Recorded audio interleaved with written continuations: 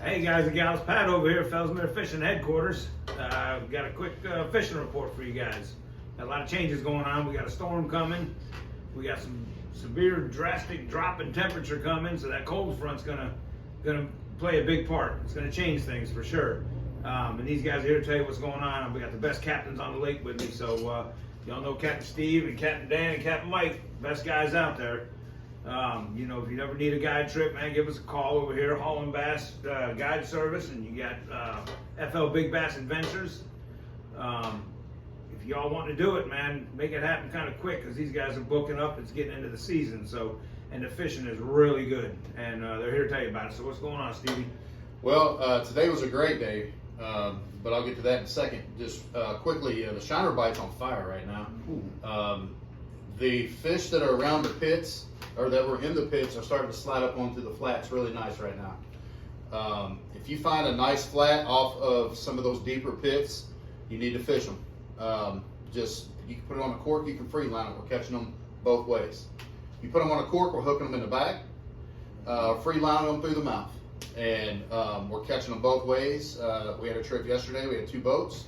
Ben Stratton brought 3 guys with him, he brought his boat, then paid me to take these other guys out, and we caught over 100 bass. Wow. On 3 holes. Nice. And they were chewing, and we left them biting, we ran out of bait. So the artificial bite, the moving bait bite is still a little slow for me on the chatterbait side of it, stuff like that. The rattle trap's not that bad. The worm bite's good, but today I hit some of those mats that I talked about a video or so ago, the mats that got displaced in the south part of the lake. They got moved by the hurricane. Right. Checked them today and jacked them up.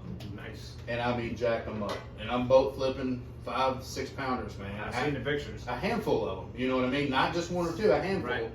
And I mean, you know, when you got, 25 plus pounds to your big 5, I mean, in about 2 hours time, they're there. Right. So I wish I could shiner fish it, but you can't. There's so many daggone trees in there. But right. Anyway, if you want to get on a flipping bite, right now it's the time. This cold front coming in is really gonna slow them down a little bit, so you can put them further into those mats, if you ask me. Get ready to punch, because it's coming. Yeah, it's coming. Yep, It's definitely coming. Yep. But that's all I got for it right now. Yeah, I mean, if you can get out tomorrow's going to be, today and tomorrow, they're going to feed up. Yes. They always do right before that cold front. So the next couple of days are going to be, take the day off work, call in sick. Mikey, what you been doing all, son? Well, I'm fishing, Daddy. What you been getting? Oh, I've been getting them BASS.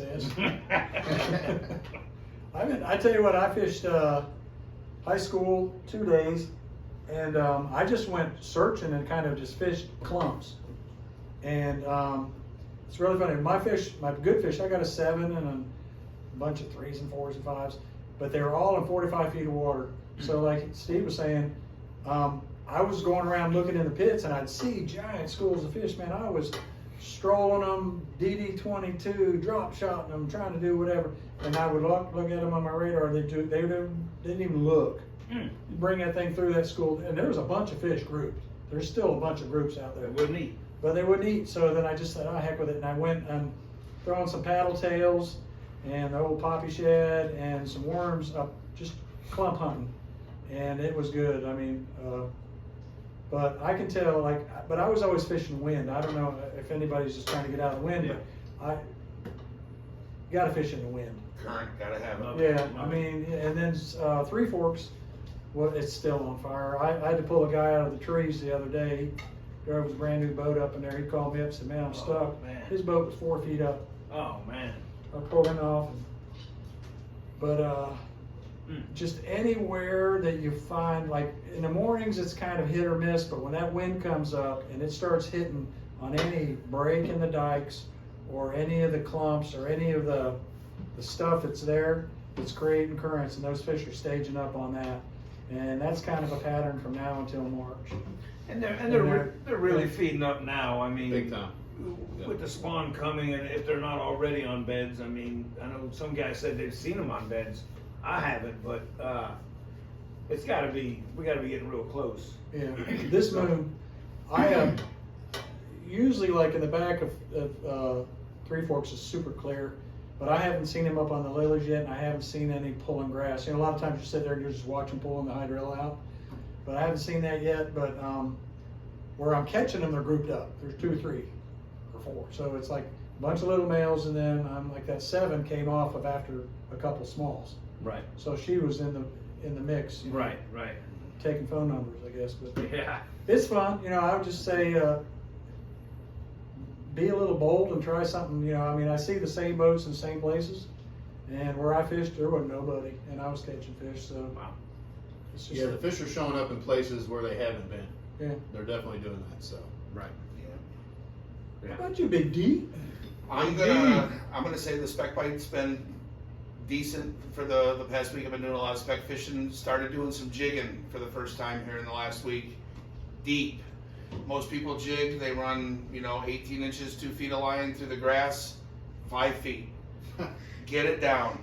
The specs are there, they're biting it on the jig rod, but they're down 5 feet or so. You want to get down to where the grass is clumped up on the edge of the canal. So if this is the edge and the grass sticks out, you want to get it down right it off the bottom. And that's how I was catching them jigging. I love the jig. That's a fun bite. Well, what color? Come on, sell that jig. Cocaine, 1976. That didn't change Got 'em since here at the never. shop. Yep. Yeah, right but here. the cocaine jigs are it today. This week was the white one. The regular cocaine is what I used. I was casting that pink head, blue wrap. That's still working, but this week it was the cocaine jig. Nice. The bass, this cold front's really gonna turn things around. We haven't really had the fronts like we usually do. Right. And we got a mega front coming in. It's gonna be in the 40s for 3 days. Y'all better get out there and get on them pit fish and those grass line fish, because bye-bye next week. Yep. You're gonna go out and it's gonna be crickets. The only thing you're gonna mark in your Panoptics are specks, because they're gonna move into the breeding ground. They're gonna be up in the grass. So a lot of the area that you think is too thick with grass to fish, concentrate on that next week punching, because they're gonna be moving up. Yeah. In my opinion, just from years past when this happens. Ducks.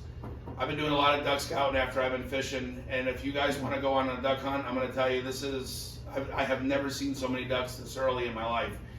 Today I scouted a little bit out in the marsh, and I left 8,000 birds. Wow. That's ridiculous. I've never seen so many birds, mixed birds, ringnecks, redheads, a couple of canvasbacks. There's widgeons out there. There's a lot of green-winged teal, and usually the green-winged teal don't even get here until like January. And we've seen good flocks of green wings. Wow. So if anybody wants to do a duck hunt, I have 2 days left that week of Thanksgiving that I can do duck hunts on. Your choice on what you want to do. If you want to do a puddle duck or if you want to do a diver hunt, I don't think it matters. 10 minutes, we're going to be done.